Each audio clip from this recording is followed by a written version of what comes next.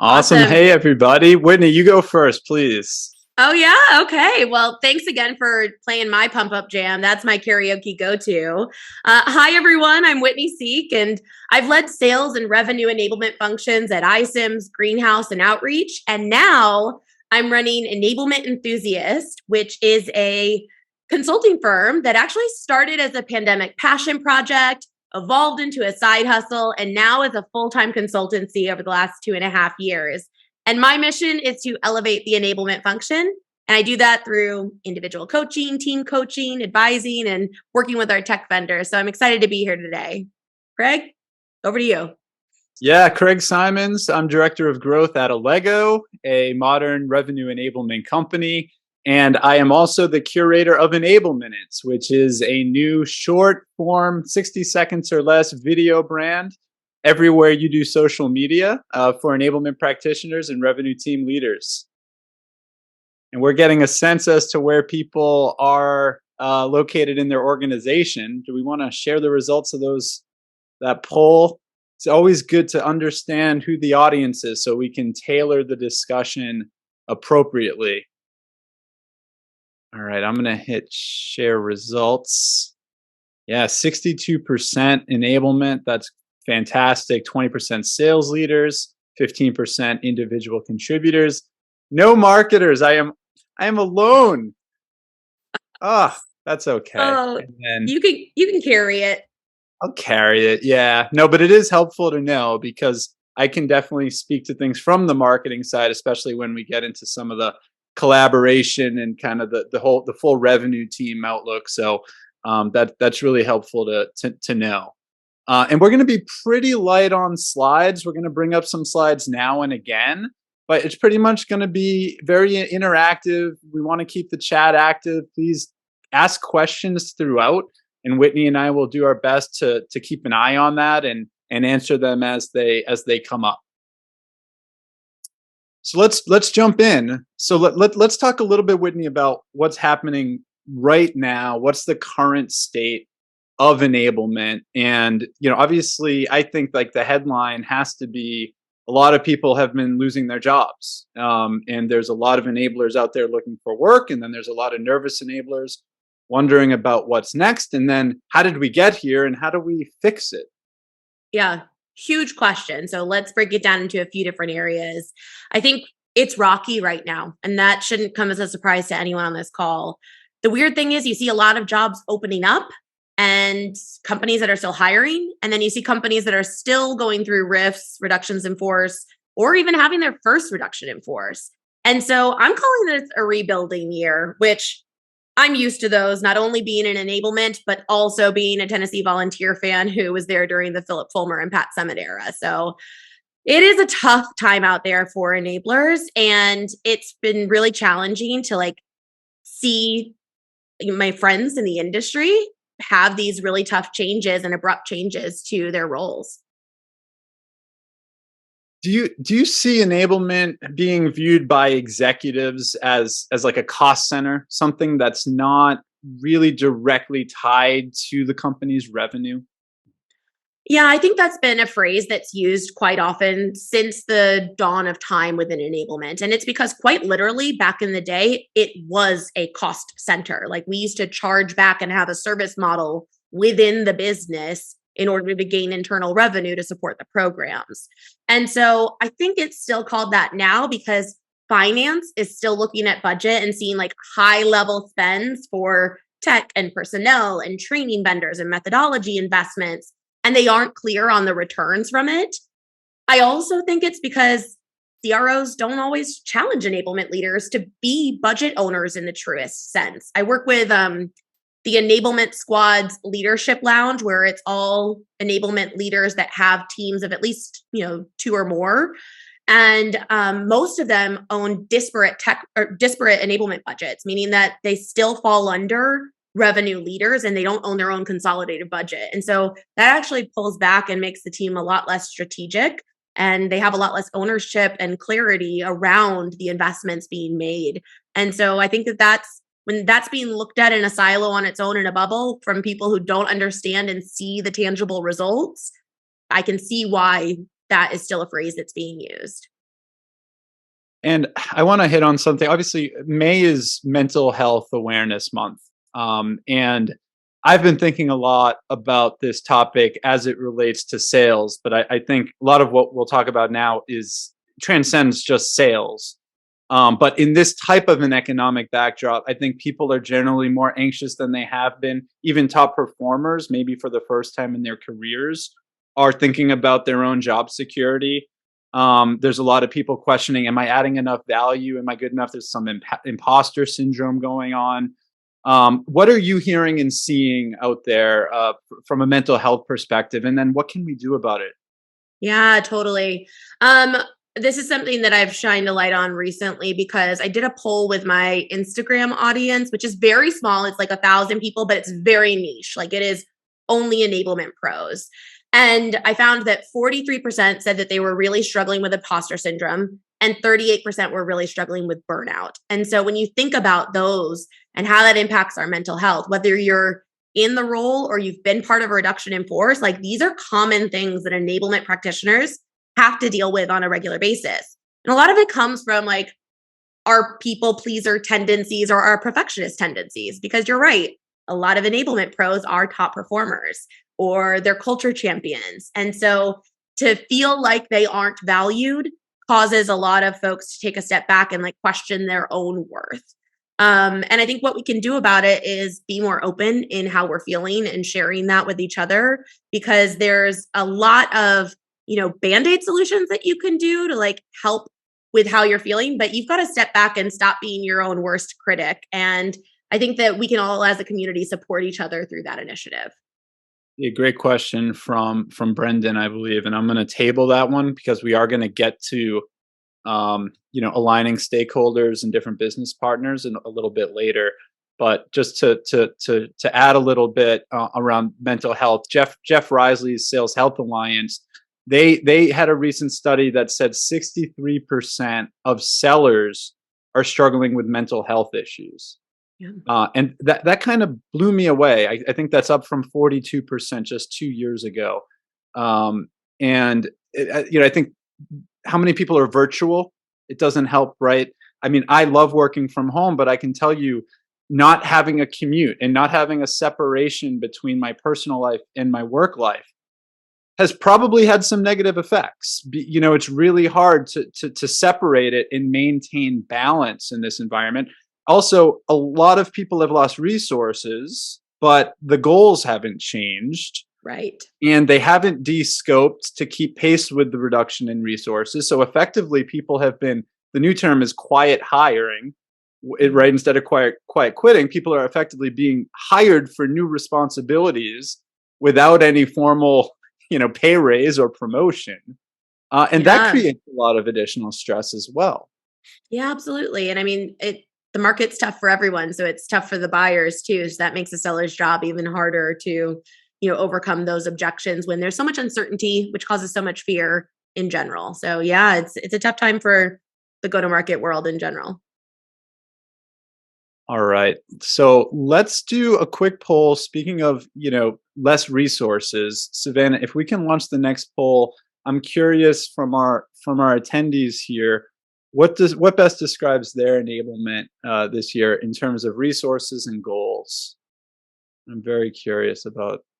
Well, no, this is playing out exactly how I thought it might. No one else can see it but us. But okay, more people are answering. Here we go. Wow. All right, we have over 60% have participated. Let's end it and share it if we can, Savannah.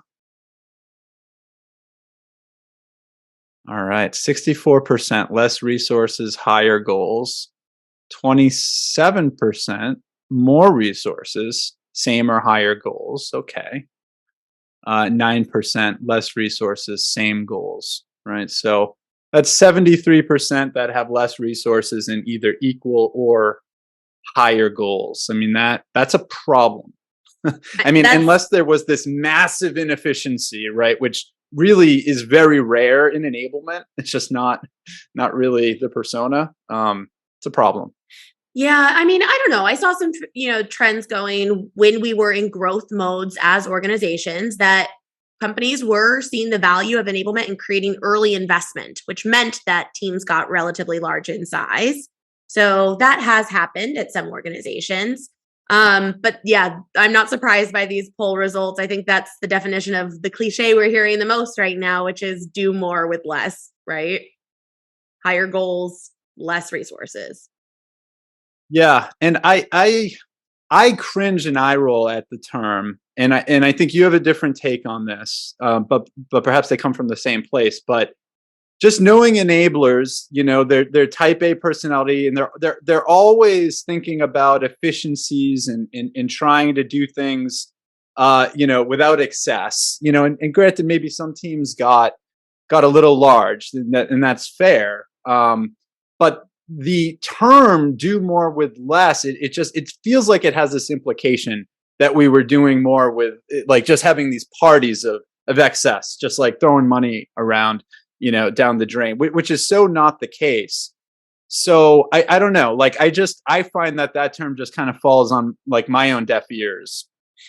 Yeah, I think it's one of those things like if you're sensitive to the verbiage, absolutely. Like it comes off that way. I think I've become desensitized to it because it's a phrase that's been so common in enablement since I've been started. And it's caused a lot of my own frugality and my ability to build really strong business cases because I've always had to do that. Like I've never just asked for something and gotten it. So yeah. So I mean, for me, it just I'm numb to it, I think is more of how I feel about it versus it making me have an emotional reaction anymore. Yeah, and we'll talk about some ways that we can do more with less. I think, one of the fastest ways to do more with less is actually by looking at our enablement tech stack.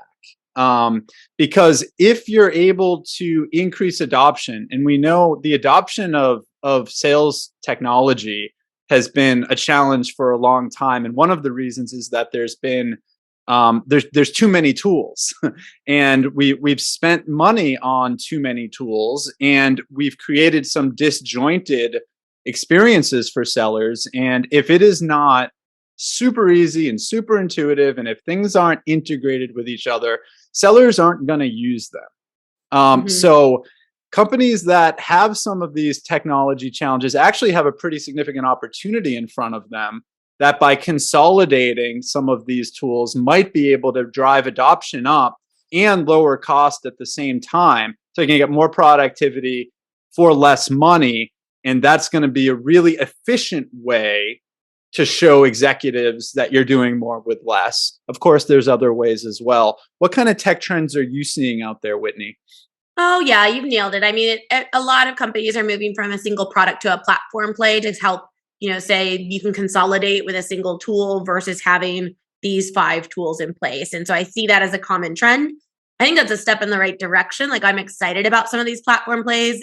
While the kinks get worked out, it's going to be hard and messy because none of them operate the way that the vision is shared. But I do think that disparate data causes the challenge and is part of why these have kind of gotten out of hand because it is hard to monitor when you've got so much technology that you're using.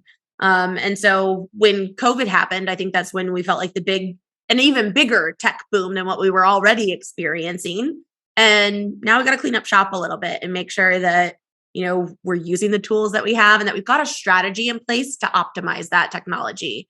So with my previous team, we created maturity models for each of the pieces of technology that Enablement owned. And that was our way of showing the executive team and our stakeholders that we're not just going to turn this on and forget about it. Like we have a very long-term intentional strategy, and we may pivot prioritization in some of these areas, but we'll know exactly where we are from an adoption standpoint and what our goalpost looks like in the future.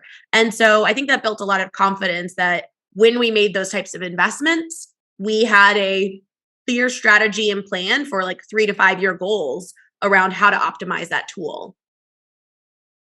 Yeah, so along those lines, there was a question around, should sellers need to become certified with the tools they use in order to increase adoption? And the examples were like the sales engagement tool, the conversation intelligence tool, the CRM. Yeah, I think it depends, right? Like how critical and rigid is the process that you're using within that tool. For that, if it's something that is like, you must follow these steps in order to achieve this goal, sure, certification's one avenue to get there. I think what I've found to be more effective is more of the just-in-time enablement initiatives around it. Using a tool that does digital adoption and creates like a workflow path over top of your tech stack is really beneficial in driving the right process that you're wanting to achieve. And because a lot of these tools are sophisticated now, then you're able to use them over like a variety of pieces of technology, not just a single one, which is great. Because like if you think back in the day, we all used to train on each tool independently and then try to map them together on how you'd use it in your process. And that's not how reality is. And so I love that there's now technology in place that we can do more just-in-time enablement on process and tech stack training. I think those are the two areas that I found it the most beneficial. Yep. And there's a question around maturity model. Let's table that one towards the end if we have time for it. But I did want to piggyback on top of this concept of just-in-time enablement, because this is one of the bigger trends that we've seen. And it's been happening for a long time, specifically in the learning side and the readiness side of enablement, is this move towards asynchronous communication. And a lot of learning happening asynchronously through a just-in-time content library or drips of asynchronous learning that people can consume on their own time. Because when you do live training, you're asking everybody that's in that training to be in focus mode at the same time, right? Which is unlikely. Whereas if you turn that into an asynchronous exercise, people are able to learn it when they're ready to learn. And they're also able to watch it at 2x or 1.5x if they want to be more efficient. They're able to go back and rewatch things that they might have missed, where you don't have that type of kind of flexibility in a live training. And also because now we're more towards remote and hybrid environments, when we do go face to face, building relationships and setting culture becomes more important than it ever used to be. Enablement's role in culture setting has increased, I think, since the pandemic. Yeah. Well, I think it's always been there, but I think that's a natural part of enablement. Like it's not something that I think it's something that you hire for. Like that's like the personality hire element, right? Like there's a lot of us that just candidly, I was voted most likely to wear my class ring for the rest of my life. That was my high school superlative. So some of that school spirit has translated into company spirit. And I think that creates these cultural champions within. To go back to your comments around asynchronous learning, though, I think that my philosophy around what should be asynchronous versus what should be live, I think asynchronous is information. I think live should be motivation, inspiration, and practice opportunities. And so like that's a good way to look at your enablement programs to say, what can I do asynchronously versus what must be done live for proper change management? So that's sort of my delineation there, if that's helpful. Yeah, that's really helpful. The other piece of asynchronous is for not the sellers, but for the buyers. We're seeing a huge trend towards a digital solution room or digital sales room or DSR, which is a personalized microsite where all the sales collateral and recordings from a sales process live that a buyer can access on their own time and schedule. And that's a great experience for the buyer. They're getting a customized experience. They're getting a convenient experience. And it also provides great analytics for the sellers because they know exactly when someone opened something or shared something to help them time follow-ups. So we're seeing just this really big trend towards asynchronous on both sides, buyers and sellers. Yeah, I'm definitely seeing this trend too. I think I've heard of digital sales rooms for the past few years. And now I'm seeing like, you know how technology trends adopt to like retail trends, right? Like the way that buyers are buying right now is by having a lot of information and research done up front via websites. So the fact that these look and feel like a website that they can access all of the personalized information, it just continues that journey in the way that they're already doing that independently. So I like that technology is leaning into the behaviors of the buyer. And just to wrap up, I mean, we can't talk about like tech without mentioning AI right now. And I'm not going to talk about ChatGPT and necessarily the generative AI stuff, which is fascinating. And there's definitely use cases for creating training content and efficiencies to gain there. And it's definitely helping sellers write personalized emails, this, that, the other. There's also downsides. But what we're seeing as big trends in AI is improved content recommendations, right? Where the AI can understand the conversations. It's got access to the CRM, so it knows the deal stages. And then it's able to surface content, both learning content for the seller, like, hey, here's an example of one of your top performing peers overcoming that objection. And then also, like, here's a one pager for you to share with your prospect in a digital sales room. Very, very convenient. So AI is definitely doing a lot with that, and also creating these just-in-time libraries that are kind of look like Netflix or YouTube, where you're getting, personalized recommendation feeds based on your deals, your experience, your strengths and weaknesses. It's pretty incredible. It's here. Like, I feel like I've been hearing about this on roadmaps for the past 5 years. Like, I've heard the vision, I've been sold on the vision for a while, and I felt like it was very far away. And like, not to dive too much into ChatGPT, but that's what's made me realize we are here now. And that's been really fun. And I think enablement practitioners need to lean into these trends immediately, because it's something where you could get left behind if you don't get on board with it. And it felt very far away for a while, and now it feels like we just got hit by a tsunami with it. So I would say start to do your research here, folks, and start to evaluate and understand what this can look like for your team, because it's going to be a huge model for efficiency. And those companies that take advantage of it will have it as a differentiator. If people can just put in the chat, are you using conversation intelligence? Is your sales team using conversation intelligence? It's like yes, no, or like sort of. So yes, yes. Okay, now there's going to be peer pressure if you say no. Not currently. So I've been doing a lot of webinars around AI, for the past year, and we're seeing like 25% adoption, where there's 75% of enablement teams and sales teams that still haven't adopted conversation intelligence. And I think maybe part of the reason is that one of the knocks has been it creates too much data. Like, oh my God, we have all of this conversation data now, but nobody has time to listen through it. Well, the technology, the front end has caught up with the back end. Even though the back end is more difficult, right? The actual transcribing and like making sense of all the audio, like that's like the really hard part. That's solid now. And now the front end was the real problem, because people couldn't mine it and curate it.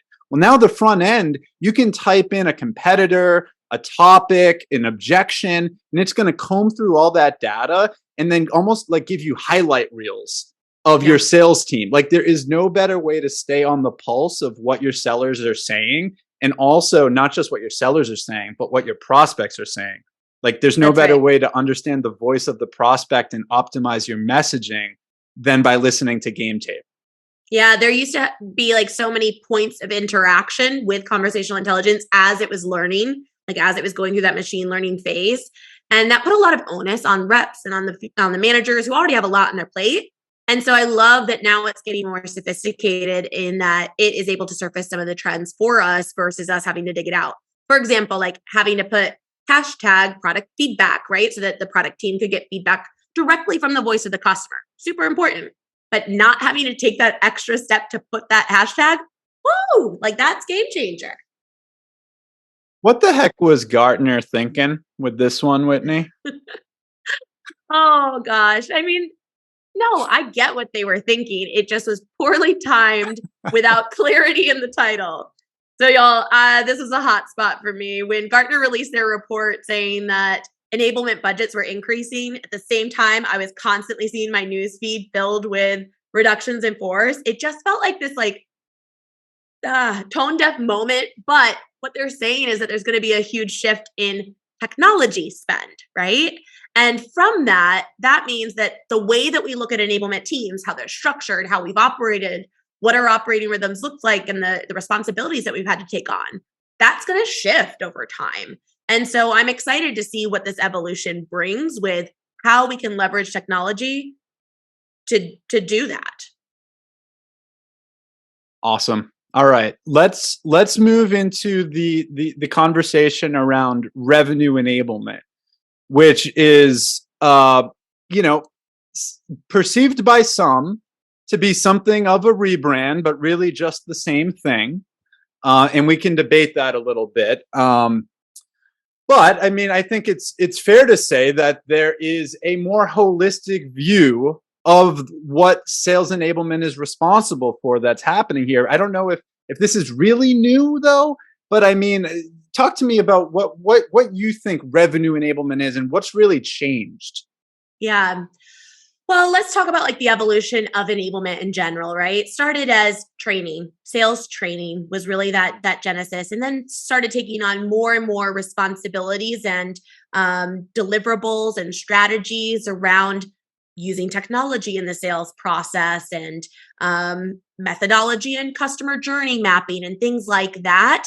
And so that's how it shifted from training into enablement. Now, it was first focused on the sales teams because sales teams were the ones that had budget to have those extra resources. With SaaS in particular, you see the full cycle journey of a customer being so critical.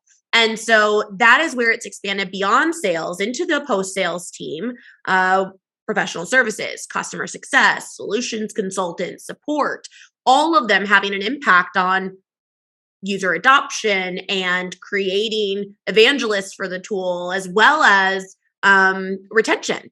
And so when you're all focused on this same mission of driving revenue through different ways, you need to look at that full journey. And so I love the shift from sales enablement to revenue enablement. I don't think it neglects any of the effort and dedication to the sales side, but I think it does put an emphasis on how the other teams impact the whole customer experience. And so by opening up the term to be more than just sales, it doesn't feel like a hand-me-down for your customer success and your post-sales team. So I really like revenue enablement for that perspective. The other reason I like it is because it talks about impact. Like, yes, driving sales is an activity, but driving revenue is what we're all here to do. And so I love that it's focused on outcomes. Those are some of the reasons why I'm really excited about this transition. Do you care that nobody is searching for revenue enablement? No, I don't care. How many marketers were on the call again?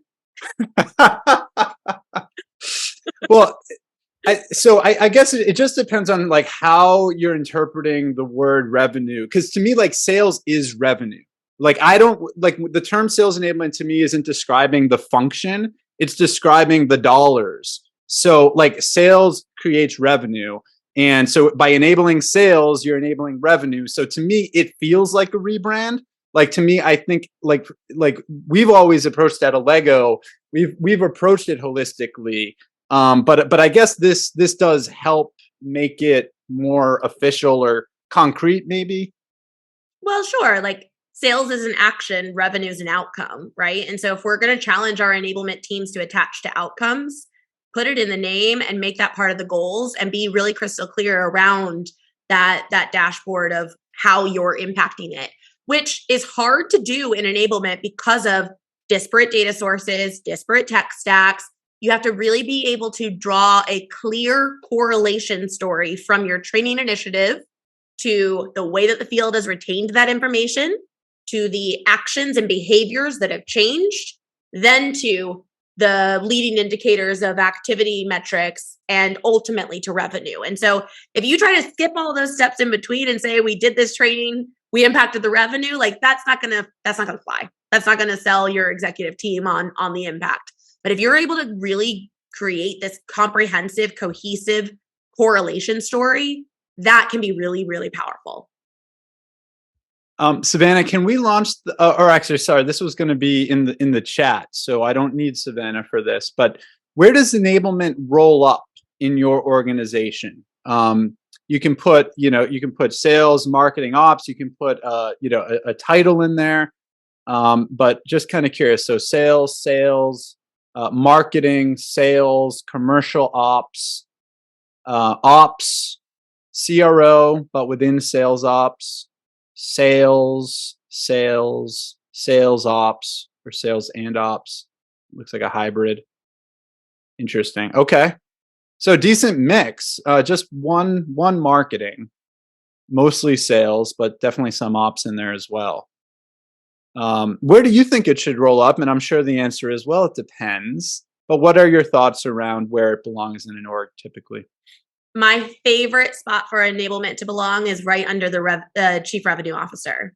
And so that means that a company has to have a chief revenue officer, and that it has to be in the truest sense of the word, not just a glorified SVP of sales. Like, it has to be focused and driving alignment across the revenue teams, because what that does is that creates clarity in prioritization for enablement.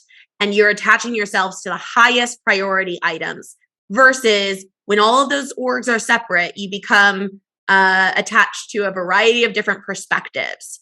And that creates a lot of reactive enablement. And I think that that is where enablement moves into more of a support function. They're constantly chasing their tail. That's where they feel the most burnout. And it can be the least impactful work too, unfortunately. All right, I'm going to play a couple short videos. They're enable minutes, so each of them are less than a minute. I think one is 40 seconds and the other is about a minute.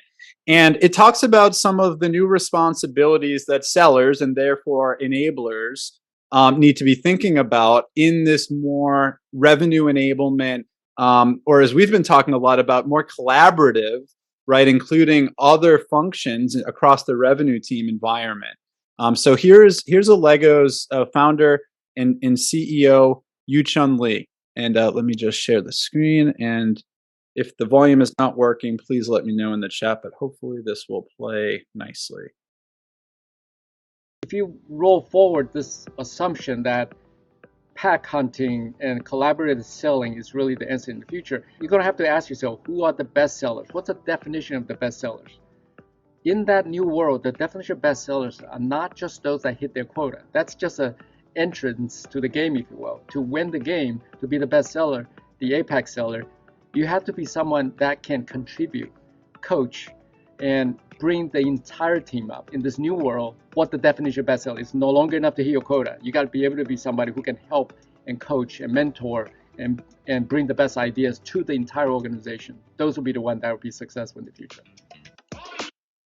And then this is our other co-founder, Mark Magnacca. And this one's kind of fun. Most people think that the number one predator in the ocean is the great white shark. It turns out that's actually not true.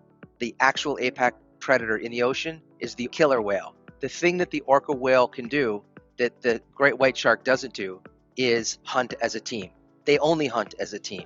They work as a pod, they communicate as a pod, and they are absolutely more effective than the great white shark. There are many salespeople who are like the great white shark. They're by themselves, they're swimming all the time. They're scary in terms of their ability to deliver, but when it comes to sustaining that over time, the wolf pack orca mindset of working as a team, it's not just in nature, it's true among human beings as well. There's no one of us that can maintain it day in and day out, year after year, and decade after decade. When you work as a team, you're doing the part that you're uniquely qualified to do, and you're leveraging the unique talents of the team.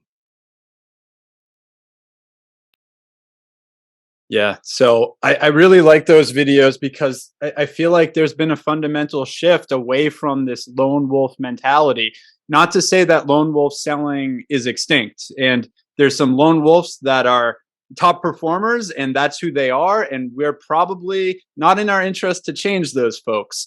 But in general, especially newer sellers, I think we're getting more comfortable with this collaborative approach, not trying to carry a deal all the way to the finish line by ourselves, bringing in subject matter experts where appropriate, especially because buyers have become more informed, even on some of the technical details of the product. Products have gotten more complex. It's getting harder and harder for a lone wolf seller to know everything.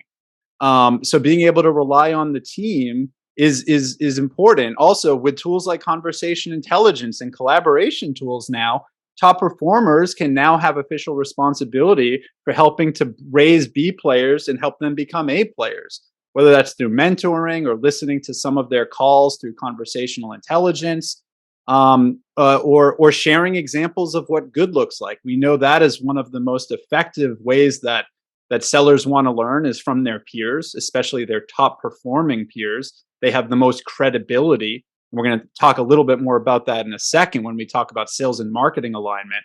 But I'm curious, Whitney, what are you seeing out there from a collaborative selling or collaborative enablement standpoint? Oh yeah. I mean, you hit the nail on the head, and it goes back to, like, it's one of those frameworks that's tale as old as time, but the 70-20-10 model when it comes to learning, like 70% of learning should be done on the job. 20% should be done in like an informal social setting, and only 10% should be formal education in a classroom setting.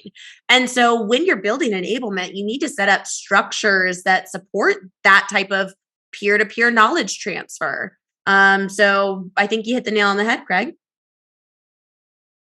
Yeah, thanks. I mean, the other components I think of collaborative enablement or collaborative selling is well, before I get to sales and marketing, I'll just say I got to tell a quick anecdote from Melissa Plunkett Gomez, who was a former top performer at Allego. She was recording an Enablement, and she said that she got more learning from staying close to a deal through customer success after the sale was done. So post sale, she learned more from staying on board during the implementation process than she ever learned during like any of the other training. That understanding how the product actually got implemented by the customer, how she described features, and where it might have missed the mark or maybe exceeded expectations, where there were gaps, where did the client prioritize different features, what was most important to them. You learn all of that by kind of hanging out through implementation. So she always did that, and she said that was one of the biggest keys to her success, was staying involved post sale. So I've been trying to tell that story because I don't know a lot of sellers that do that. I love that. I mean, what's the phrase? Sales promises the dream that becomes implementation's nightmare. So if you are really in tune with what that implementation looks like and the effort that it takes, you're able to set more realistic expectations for your customer, which causes a like much sweeter beginning to that partnership and that relationship. So I love that story. Yeah, so there's a question. Oh, sorry, no, there was. Sorry, I thought it was a question about what we were talking about. They were asking a different question. So let's go to sales and marketing alignment. And there's been so many great questions. I knew we were going to try to answer them as we went, but Savannah, you're going to have to hopefully collect some of these, and we can answer them at the end, because I know there have been some good ones that have just passed right by us, and I want to make sure we get to them. But sales and marketing alignment is like, that's a term that gives me an eye roll, because it's like, how many ebooks and webinars do we all need to watch before we actually figure out how to do this right? Like, we've been talking about it for so long, but we're still really falling down. I think like a decade ago, 70% of the content created for sellers wasn't getting used. And now the number is still 70%. I've seen it as high as 90%. So there is a fundamental disconnect that still exists out there. It used to be, well, sales doesn't know where to find the content. Or, sales doesn't trust the content that it's updated because there's no single source of truth. But, most people either have a pretty organized process with, something like kind of outdated, but like a SharePoint or Teams, or they're using a modern sales content management platform, which kind of takes that off the table. So what is still driving this misalignment? We did some research with Corporate Visions and B2B Decision Labs, and what we found was the biggest reason sellers weren't using content is because they didn't have confidence using the content. Which, enter enablement, right? This is what we're for, is to train and make sure that we are giving our sellers confidence to use content effectively. Yeah. And there's some really concrete things we can do. But what are your thoughts? I don't remember where I got this. So this is not an original quote, but it was like, context plus content equals clarity. Context or content without context is confusion. And so how are you aligning the different pieces of content to the buying journey? Like, where do those map up? When to use them, how to use them, and why are they impactful at that stage? Those are some basics around how you map to it. The other side, Craig, is like, we found a lot of success by training our marketing content teams and product marketing teams on methodology. So that way their deliverables in the end actually were more closely aligned with how the sellers communicated. Because if it didn't feel like it quite fit the conversation that was happening, if there was misalignment in that messaging with the content, that was something that caused a lot of folks to not want to use the content too. So we found that by enabling our partners in go-to-market and marketing on methodology, on sales methodology, that helped the deliverables be more fit for purpose and need less translation. I love that. Yeah. So I'm gonna go do a little word vomit here, but let me try to summarize what some of the findings were, because I just think this is so important. One, content has a life cycle. It's not static, right? That content gets created, it gets delivered to sales, it gets activated, it gets optimized, and then the process starts again. It's a cycle, and you should be thinking about your content in that way, and that's how you're going to get a lot more value from it. And then co-creation. Sales can be proactive here. Enablement can own this, making sure that there is a co-creation process where maybe it needs to be a formal group, right? At Allego, we call it a sales advisory board, and there is a responsibility for sellers to make sure that marketers understand the intent and the purpose of content before they start creating it. This will really save cycles across the revenue team. And then the who and the how it's delivered is huge. So let's look at the who first. I'm just going to share the results of this research that we did. And this blew me away. When a marketer, and we had sellers basically say 0 through 7, how likely were they to use the content? When a marketer delivers it, it was about a 3. And when a top performing seller delivers the content to the sales team, it was over 5. There was a 61% increase in a seller's likelihood to use the content when it was delivered by a top performer. I mean, Totally. Huge, right? That, like, if you're going to take anything away, like, as a marketer, I feel like that should be the thing you should take away and you should implement this week, because it's not that hard to do. I mean, we have to be super respectful of sellers' time, and we have to find very efficient ways of getting them involved in content creation and getting them involved in the rollout. But it makes such a difference. I think enablement is sales to an internal customer. And so in that, these become your customer testimonials, your social proof elements to in driving that adoption. And you can use your content management tools to surface who is finding success with these pieces of content very easily. Tap that person on the shoulder, ask why they're finding that to be successful, share that back with the larger group. You don't have to over-engineer what this looks like. Yeah. I mean, I'm looking at the comments. I mean, I admit it. Like, we have a credibility problem in marketing, and we should. I mean, who you going to, like, you want to trust people that are out there grinding just like you and that are getting paid on the same stuff. Like, even the sales leader had a lower likelihood to use the content, right? Now, we did notice when it was a brand new seller, they actually trusted the sales leader the most. Sure. But as their tenure increased, then it was all about top performers. They really have the most influence over sales behaviors. So we need to learn how to leverage them. The other thing that this study looked at was how it was delivered. So I'm not going to get too much into the details, but basically you could double the adoption if you included an example of what good looks like. And this is really, I think, speaks to the confidence piece. So when you deliver the content, when a top performer delivers the content with an example of them sharing the content with a prospect, and this could be done by piloting the content before you roll it out to the full team, or it could be done through role play.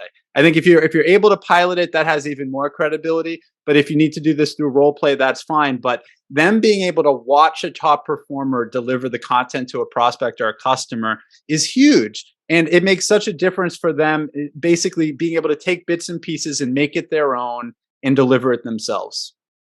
Yeah. And that's where conversational intelligence makes it easy to do that and to capture that along the way. Map that back to your sales roadmap of sorts that you have for your customers with clear examples of how they've used these like get pieces of content throughout the journey as like added value elements. I think that that's something that we can't forget. Like, the seller becomes a differentiator when you add value to your buyer, and content is a form of adding value to your buyer. I will admit, like some of the content that I received from my tech vendors and enablement helped inform how I built enablement strategy. Like there's a lot of great thought leadership out there that you can leverage versus reinventing the wheel and coming up with something that's net new, unique to you. Like sometimes it's best to go with a proven methodology in that sense. So yeah, I definitely see that being a value add. Awesome. So let's try to put a bow on this before we get to Q&A. Let's talk about aligning with executive stakeholders, aligning with all the different inputs that enablement's getting from different business functions. How do we make sure that we stay aligned? And then also, how do we make sure that we're actually working on the right things to achieve the outcomes we know our executives care about, which is revenue? Yeah, Craig, you've heard me share this example quite a few times, but we found a really strong prioritization model with my last team that I've helped since roll out at a few different clients' organizations. And it's around making sure that we're all clear on the language we're using around expectations of enablement outcomes, whether that's awareness, which means only 20% of the field is probably going to put it right into action. And those are going to be like your top performers, your early adopters of new things. Competency means that they've had some safe space to practice it. They've had manager reinforcement and feedback in that environment, and we can expect about 50% of the field to adopt it. Where mastery means that they are doing this live in the field and have examples that they brought back that still meet that consistent level of expectation from when the learning initiative happened. And in that case, you can expect that about 80% of the sellers that have achieved mastery are putting that into their conversations. And by being crystal clear around the outcomes of enablement initiatives, that helps leaders understand what can we expect from this, right? Because we had a CEO that once challenged us and said, I just hopped on the call and they didn't talk at all about what you guys just trained them on in enablement last week. And so I wanted a mechanism to be able to talk about where they were in their learning journey, but that became so hard and nuanced to be able to show the roadmap and explain it. And so this framework really helped us to drive to that same cohesion. And what about this idea of like asking the right questions? Like, because I think a lot of executives have these preconceived notions of different enablement activities, like, oh, we need a playbook, or like, we got to do a certification, or like, yeah, let's do an SKO. And it's like, okay, sure, but what exactly do you want from it? What exactly do you want the sellers to be able to do, or and then you work backwards from there? Otherwise, I think you're going to have a lot of wasted efforts and activities that don't quite get to the goals. You're absolutely right. And some leaders ask for data and some leaders don't, and that's a challenge in the enablement space in general, because if you aren't being pressed for data in your role, you're likely not going to put all the effort in to grab that either until it's, I'll say, too late to just be like doomsday voice. But then you have to move backwards from those outcomes. So challenge your leaders and ask the right questions to understand what the results should be so that you have that level of alignment. Asking the right questions, in my mind, is like, that's our discovery. If we're relating enablement to the sales process, you wouldn't have your seller just skip to demo. You need them to do proper discovery. Same with an enablement. Like, we've got to understand, what are we actually looking to drive so that we set those programs up for success, versus like guessing and testing and feeling like we're always getting it wrong. Because that adds to a lot of that mental health challenge that we talked about earlier around the burnout and imposter syndrome, because you're never feeling like you're getting it right. And it's because we don't have clarity and alignment from the beginning. And I know I've heard from some other enablers that I've been chatting with. I forget if we've talked about this, Whitney, but often overlooked is the frontline sales managers, who really end up playing such a critical role in the rollout of a lot of what enablement does. And are we enabling them, right? A lot of times they're kind of mishired. Maybe they were top performer sellers and someone thinks it would be a good idea to make them managers. They've never managed anyone in their life. And they're just hoping that their sales skills just transfer automatically by becoming managers. But that's another thing that I think, enablers can focus on, to just make sure that all the work and effort they're putting in actually creates results.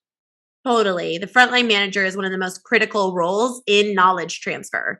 They have to be the ones that help set expectations with the field before they even attend the training as to what the actions will be, and they have to help hold them accountable. If not, you get a field of reps that'll say, if I hold on long enough, this will pass and the next enablement initiative will come. And so there you start to lose that culture of accountability unless you've got really strong partners in frontline management. But that means that enablement needs to lean in there. And you can't just like expect them to do those things at the same level of enablement that you give in the field. So we implemented a manager first enablement process where we would get with the managers before launching to the field. That allowed them to express any concerns, hesitations, lack of confidence in being able to defend a topic.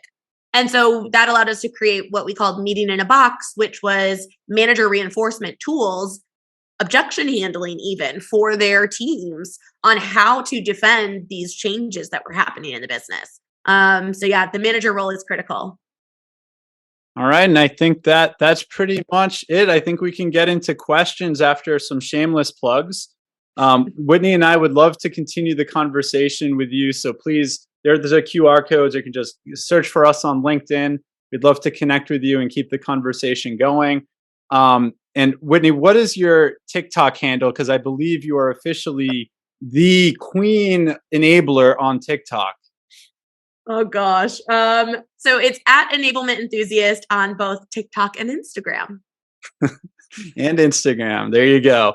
And if you want the full research report that we did with B2B Decision Labs around getting sellers engaged and getting them to actually use content, there's the QR code for that. Or you can go to allego.com/get sellers engaged with hyphens. And then you did watch a couple EnableMinutes today. If you want more bite-sized content, 60 seconds or less, aimed at revenue teams and enablement professionals, then you can follow us on Instagram, TikTok, YouTube. What's the other one? Oh, and LinkedIn, of course. So would love to see you on there as well. So I think that's a wrap. Savannah, did you were able to curate any other questions that we can answer in the last 5 or 6 minutes? I don't think so. I think we hit on all of them. Does anybody else have any questions they want to ask Whitney or Craig before we hop? Give everybody just a few seconds. There we go. Here's one. What's your floating logo? Oh, yeah, this is, I don't know. I just got it from like whoever our vendor is for signage, but yeah, it's just hanging from the ceiling. I think people thought it was like a digital, like floating. Yeah, it's cool. Yeah, I saw that. Yeah, it's got an EnableMinutes logo and then the Allego logo. So more shameless plugging by me. Nice. Yeah, that is cool. I definitely thought it was digital as well. Had me fooled. Like, I need that. Low Cool. tech. Yeah, exactly. All right. Has anybody else got anything else other than that? I think we'll sign off. Cool. All right. Well, if y'all do think of something, feel free to drop it in the community. Happy to continue the conversation there, or reach out to these awesome folks on LinkedIn. Thank you all for attending live and being present and engaging in the chat. And we will see y'all next time.